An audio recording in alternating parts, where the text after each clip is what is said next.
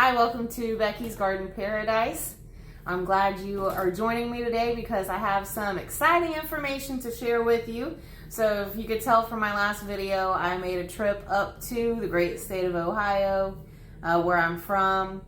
And in addition to visiting my family, I also went on an adventure to Amish country for the first time. So I'd never been to Amish country or seen Amish people in real life, even though I'm from Ohio, which surprises a lot of people. Often when I, tell someone that I'm from Ohio, they ask me if I grew up on a farm.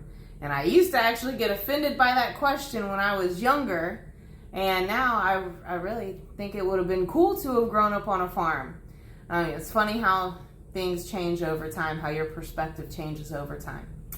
So when I was planning my visit to Ohio, I realized that they were having the Food Indepence Summit. So it was the 4th annual Food Indepence Summit, which is also known as Seed to Spoon. So I was able to plan my trip around that event. And the Food Indepence Summit is held in Holmes County, Ohio, which is the heart of Amish country. So I've brought this back with me. It has all kinds of information about Amish country, things to do, places to go. So I brought this back with me. And when I went to the Food Indepence Summit, just to give you some information if you haven't ever attended, first of all, I would encourage you to plan to go in 2025 when they have it again. The tickets aren't available yet, but I'll keep you guys posted. So the way it's set up, you buy your tickets ahead of time online, and you can choose to get a day pass for one of the 2 days. This year it was on Wednesday and Thursday, and in the morning half of the day, so from about 8:30 until I think 12, they have keynote speakers, expert speakers in the main tent. So that's where the majority of the people are to listen to the main speakers that they have there. And then in the afternoon, they have different workshops that you can choose to attend depending on what your interest is. So when you sign in, you show them your ticket, and they had these booklets for each person that attended. And I was really, really excited about these because on my way up there, I wish that I would have brought a notepad to take notes on, but they had me covered. So when I signed in, they give you a wristband. Your wristband indicates, what kind of ticket you bought. So I bought a 2-day pass that included the meals and the evening premiere session that they had on the evening of the first day. So in the book, they have information about different sponsors, and once you get to, they had like the schedule for the afternoon workshop, so you could see all the different workshops and choose the ones that you wanted to attend. That was the day 2 workshops. They had a map, so to help you find your way around.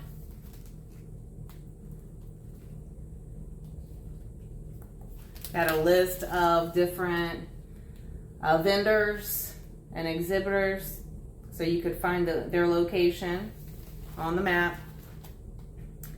And the menu for each day. So each meal was catered by the Amish, which was really cool. So the first day they had meatloaf and parsley potatoes, tossed salad, and homemade ice cream. That evening they had a barbecue chicken dinner.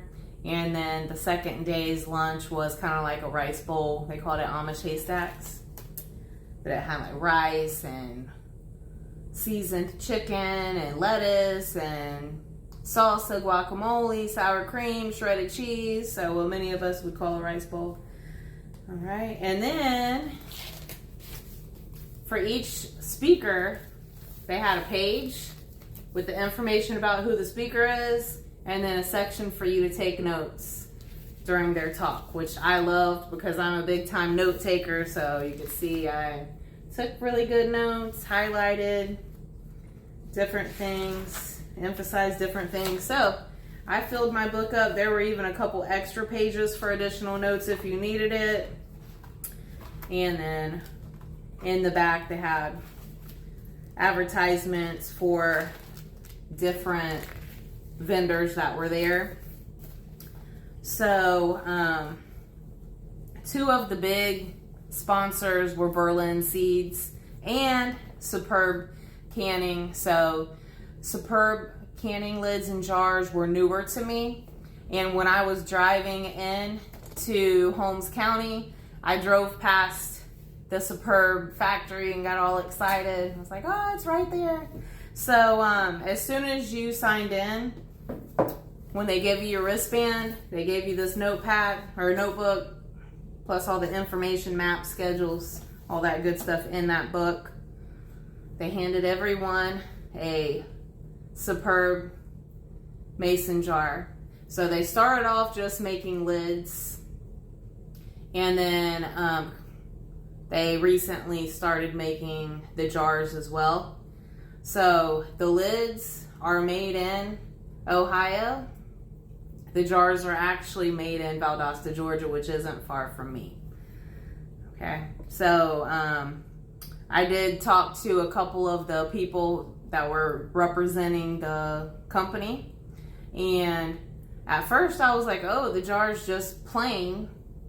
And one of the engineers that designed the lid and the jar, he showed me how down at the bottom it says Superb Hourglass, so Superb for the Superb, canning lids, and they collaborated with Hourglass, which is another family-owned business in Valdosta, Georgia, to make these jars. And they said that they left the sides pretty plain and just put the little label or engraving at the bottom, because most of the people in that area where the Superb factory is, they're wanting to sell the products that they can.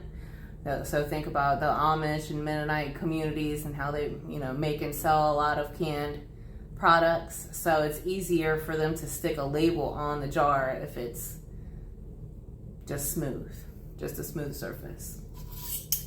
I did make a point to ask about the Superb canning lid, so I just took the ring off,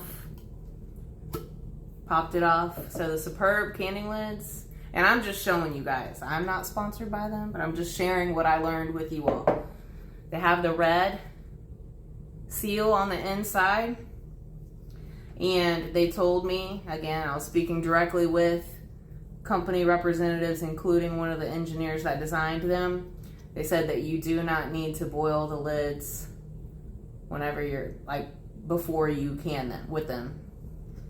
As long as you clean them in hot soapy water, they will seal. They said that they worked with about a dozen different Amish families and had them can all different kinds of things, even like Rebel canning things that you aren't officially supposed to can, to make sure that they sealed. Okay, so the topic of this video is food independence, since I'm sharing my experience at the Food Indepence Summit, and I apologize if the camera moves. I have a habit of moving my hands, and I tap my hands on the table, and then you guys get a jiggle. But anyway, food independence, I wanted to talk about it with you guys. So food independence is related to, self-sufficiency, being able to rely on yourself as much as possible. Food independence has to do with more freedom. So freedom of choice over what you eat and what gets put into the food that you eat, how the food that you eat is raised or grown. Healthy choices, so it's directly connected to healthy choices. I know a lot of people start gardening or homesteading or farming because they want to be healthy and they want to have access to healthy food. So we know that a lot of times when we're grocery shopping, we are stuck looking at prices.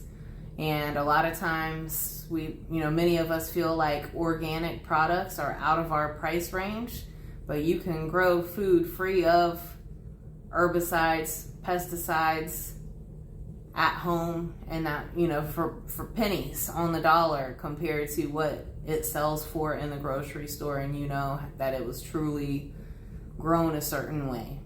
Okay. Also, for frugality, to save money. So one of the speakers at the summit, Food Independence Summit, made a good point. She said that you can't, or you don't not have time to can. So, and preserve your food, grow your food. Another speaker mentioned how 84% of farms depend on off-farm income. So that means 84% of farmers are working off the farm and farming.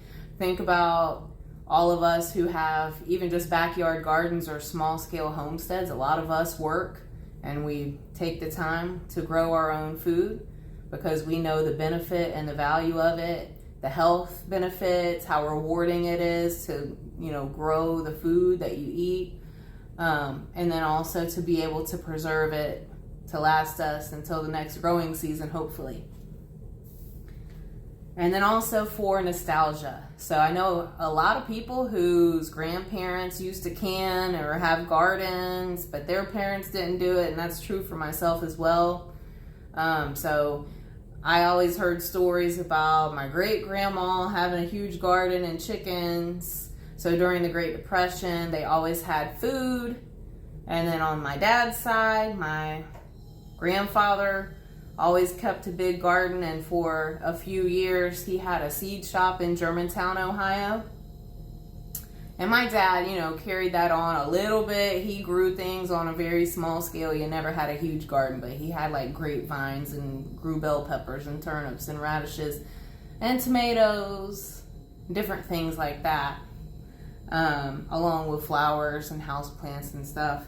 And then also, those of us that like history and the old-fashioned ways of doing things throughout our history, our ancestors had always grown their own food until recently, just during the Second Industrial Revolution when they started industrializing food production. So that's, when we really kind of separated ourselves from being directly involved in raising our own food or growing our own food. So gives us a sense of nostalgia as well. So the two big themes from the Food Independence Summit were personal health and wellness and soil health. So I could put all the speakers, all the information that we were getting into those two categories. So a couple things that stuck out to me regarding personal health and wellness was the relationship between energy and inflammation. So you hear a lot about like anti-inflammatory diets. A lot of Americans struggle with low energy. And so it was interesting. They actually had a doctor from Germany there speaking to us, and he spent quite a bit of time talking about the relationship between energy and inflammation, and how if your body is inflamed, it's gonna hurt your energy production on the cellular level. All right, so I'm just gonna give that to you, some food for thought, something for you to look into if you're interested in that. And then we all know almonds are healthy, right? That's on a lot of diets. They encourage us to snack on almonds, have a handful of almonds or nuts a day.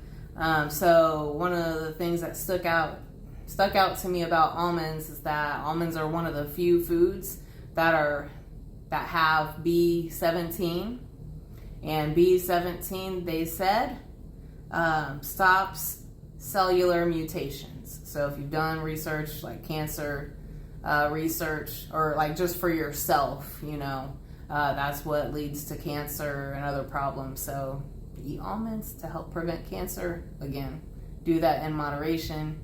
You don't want to like overdo it on almonds. You only need a few. Okay. Because I know that it has something else in it that if you eat too much of it, it can actually hurt your kidneys. I can't remember what it's called right now, but I'll have to look it up. And then the third point about personal health and wellness that stuck with me was, prioritize eating healthy foods. It's hard to be perfect, right? I always say perfection is often sought but rarely achieved. So try to choose healthy foods as often as possible and replace, unhealthy foods with healthier options. And, think of healthy foods as an investment in your health. So the healthier our foods are, the more we'll save on health expenses as we age. All right, and then for the second theme from the Food Independence Summit was a big focus on soil health, because if the soil is healthy, then our plants will be healthy, and the food that our plants produce will be healthier and more nutritious to us. So tips I got on soil health that really stuck with me was, one, whenever you take from the soil, you should always put something back. So the most common way that gardeners do that is by adding compost to the soil, adding organic amendments to the soil. I'm definitely not perfect when it comes to organic fertilizers, because I do use some like man-made fertilizers, like Miracle-Gro type stuff. I do use 10-10-10 sometimes. I do use 20-20-20 sometimes. It depends on what I'm growing, but I don't use that on all of my plants. And I try not to use it all the time. So I try to use organic amendments first, and then add the synthetic, that's what they are, synthetic fertilizers as needed later on. So for some plants I don't use any, like for example, like green beans, I don't use any synthetic fertilizers. I have in the past and I burnt them up.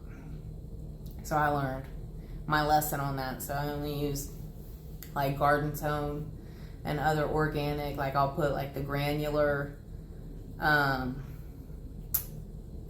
organic fertilizer in the hole and mix it in with the soil before I plant the seeds. And then I might give them some fish fertilizer later on. And then, like you guys may have seen if you saw my previous videos where I planted some tomatoes, I showed you guys how I put like a handful of organic tomato tone in the hole. And then I put some organic Job's organic tomato spikes between each plant like a little bit later. And then besides that, I only gave them 20-20-20 like maybe once or twice, and the other times I gave them fish fertilizer, but primarily they're thriving off of the pre-planting tomato tone fertilizer and those Job's organic tomato spikes that I put in there. Anyway, so you want to feed the soil life, like worms and things like that. So I've already made steps to increase the amount of compost that I'm preparing. So I started a compost system this year, an actual official compost system. I'm going to add to that so that I can increase the amount of compost that I'm producing. I'd also like to start a worm bin so that I can use that as a fertilizer and soil amendment, and it's going to be a lot cheaper than buying the worm castings from the garden centers. And then, like, besides adding just straight compost, I have rabbit manure that I got from a friend, and I've been adding that. Like I added that before I planted the onions that I harvested a couple months ago. So I've been using rabbit fertilizer. Another good thing to do that I've added in the past, and I've been adding to my compost, coffee grounds. So coffee grounds are super, super beneficial to add to compost. And then you can even just add it straight to the soil as an amendment. So coffee grounds, a lot of people are aware that they have nitrogen in them. Earthworms love coffee grounds. So you're gonna attract earthworms to your soil, to your garden, if you add coffee grounds. Another tip that I got from the Food Independence Summit about soil health is that if you add magnesium to sandy soil, it improves the water retention of that soil.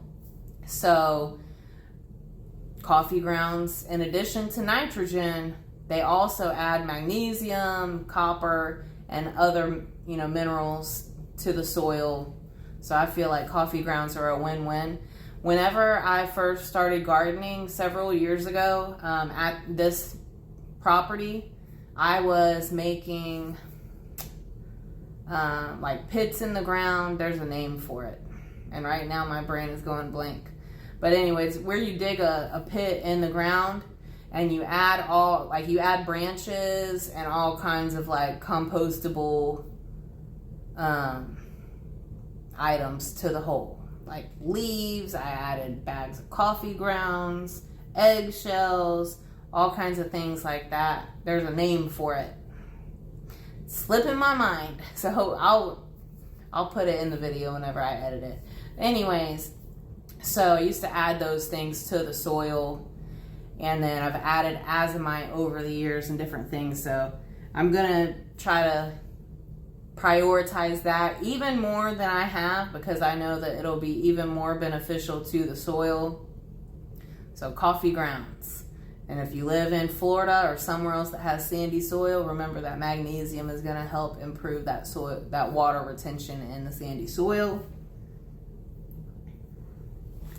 So some items that I got in addition to the little, it's like a notebook or booklet that they give you when you signed into the Food Independence Summit. When I went to the premiere that Wednesday evening, they had a separate little kind of like pamphlet style just for those 3 speakers. And as you can see, it was Callie Means, who his sister has been nominated the next Surgeon General. Joel Salatin, the most famous farmer in America, and this guy who was the doctor from Germany. So one of the nice things about it is that these big name speakers, you didn't just see them one time and then they disappeared. So they spoke, like these 3 main like keynote speakers, they spoke each day, and they had workshops where you could talk to them one-on-one, which was awesome, and then information, that you could get for their businesses or whatever it is that they have going on. So I took more notes, so you can see I'm a big time note taker. I didn't for the second time that this doctor spoke, just because he was focusing so much on Lyme disease. So if I have been impacted by Lyme disease, I would have been more interested in that, or someone close to me, but thankfully I'm not, so I didn't stick around for that last one. Got information about this local store, Walnut Creek Cheese and Market. That was a big store that sold a lot of different Amish goods. They actually had coupons in here for you to buy stuff. And then I got this swag bag whenever I signed in, and I haven't even opened it up to see what all they put in here. I was just so excited about this superb canning jar.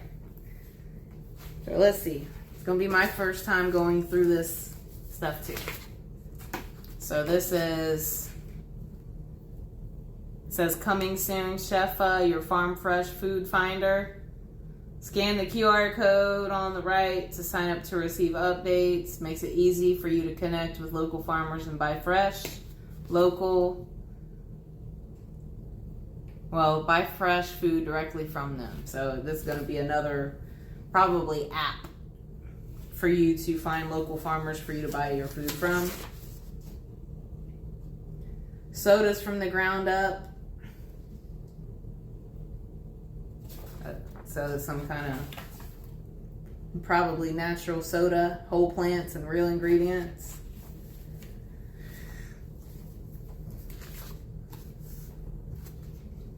Berlin Seeds. Told you they were one of the big sponsors with a coupon. I didn't go there though. I didn't have a lot of time to.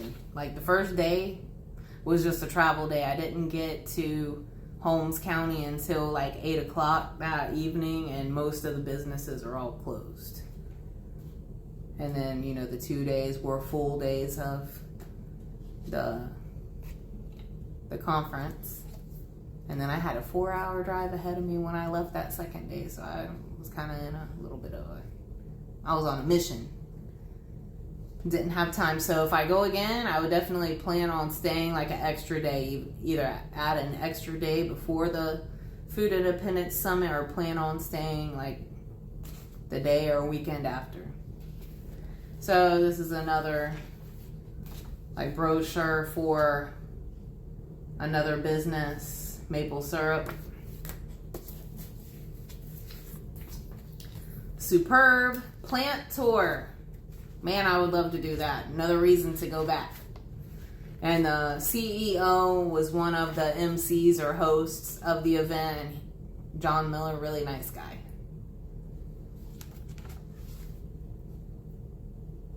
Every Monday from 10 to 11. Ooh. Something I'd be excited to do, but you gotta be there on a Monday, and it's an hour-long tour of their factory. They had the CEO of Assure Standard there. He spoke. He was one of the speakers. Let's see.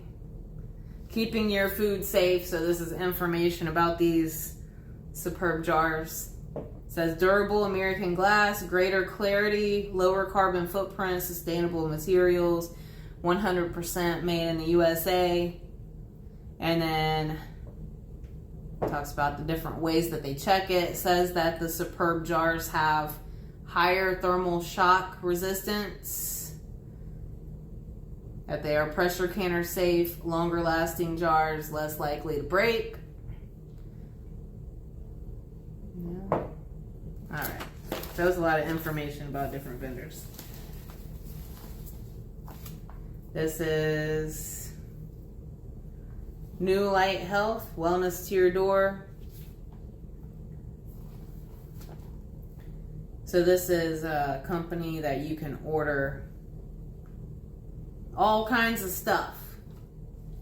So they have like essential oils. It's a catalog basically. So essential oils, supplements, cookbooks, all kinds of things for natural health. I'm just looking to see if looks like that's the majority of what's in here. Supplements. Yeah, essential oils, cookbooks. So, products to improve your health. I'll hang on to that and take a look at it again later. And then this lovely notepad. So this notepad didn't come in this swag bag. There was a vendor that had a stand that had all kinds of natural home and body care products. So he offered me this notepad that has their contact information at the bottom, and I love notepads because I'm one of those people that always takes notes. I always make lists, and I have really sensitive skin, including my scalp. I can't use any kind of products like perfume products, harsh chemical products.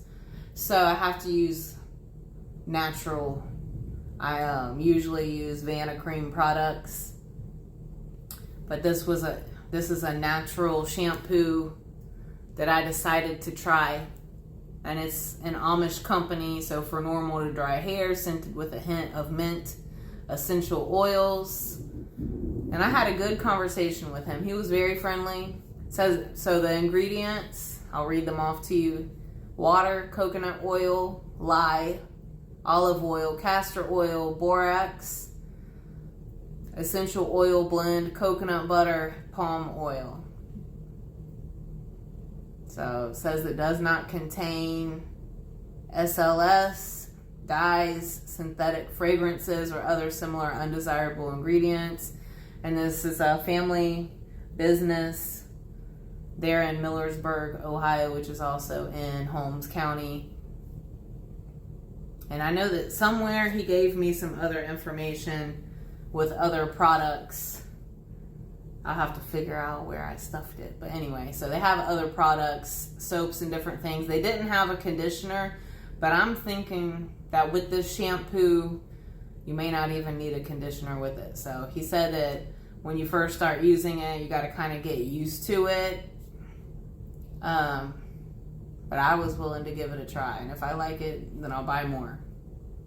So I have that. I also got some lemon pepper seasoning for my son. And this is another family-owned business in Ohio that was there. So it's called Rosebuds. And they're from Miami County, which is like near Piqua and Tip City. And he told me that they have a store in Dayton, I think on 2nd Street or 2nd Avenue, I'm not sure. But if you Google it, you should be able to find them. And they specialize in natural and organic seasonings. So you can get just straight, like, specific herbs and spices from them, but they also have a lot of seasoning blends. So my son had specifically asked for lemon pepper. I'm really particular about lemon pepper because I don't like a lot of them. But this is chemical-free, non-GMO, gluten-free, vegan. And if you look at the ingredients, organic, organic, organic, organic. So I got this for him to try. And Superb, they had a table set up where you could buy their products directly from them. So I was able to get super good deals. So I'll have to double check Walmart here in Florida to see if they have the Superb lids here in Florida. I checked in Ohio and I did find Superb lids in the Cincinnati area in Ohio.